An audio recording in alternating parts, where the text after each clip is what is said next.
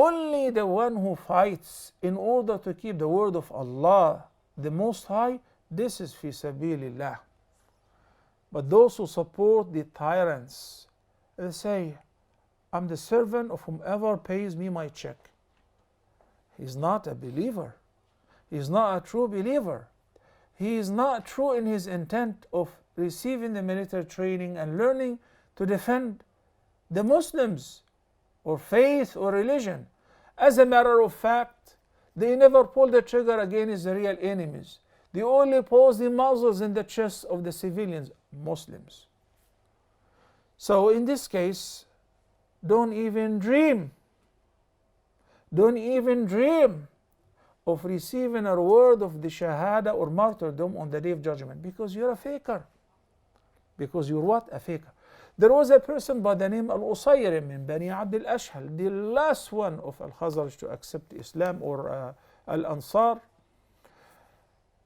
And he only took shahada on the morning of the Battle of Uhud.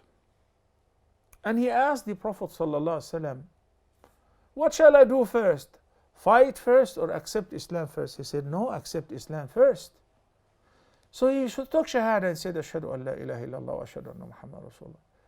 Then he indulged into the battle and he fought. And aftermath, they looked and they found Al-Usayrim. Everybody recognized him because everyone, Al-Aws or Khazraj, were giving him da'wah, Al-Muhajirin, and he refused. He was very stubborn. So somebody found him in his last breath. He said, oh, so and so, what brought you here? Is it our prejudice, nationalism? Because my country, because, you know, the people of Mecca came to fight against the people of Yathrib. Who are the people of Mecca and Yathrib? It's either disbelief against belief or none. What is happening? Muslim countries are fighting always against Muslim countries. Muslim soldiers are posing the weapons, bombarding with their aircrafts Muslim civilians. And they think this is for the sake of Allah. You're a liar. Wallahi, you're a liar. No doubt you're a liar. But what can I do? I'm a servant. I'm being commanded. I gotta do this. Well, you tell Allah that. You tell Allah when you bombarded civilians in Syria because your commander of chief, who is a big criminal and a butcher, you know, killed over 1 million civilians, men, women. Did you see in my latest post how some people lost their limbs? And due to the chemical war, you know, the newborn are born disformed. Who was actually flying the planes? You know, people named Ahmed, Muhammad, Mahmoud, Ismail, Taha, Umar, Ali, Hussein, you know, killing their own people. Yes, because the commander of chiefs said, do so. They robbed barrels full of bombs, killing mass of people. Entire neighborhood, masajid have been demolished. Schools, hospitals.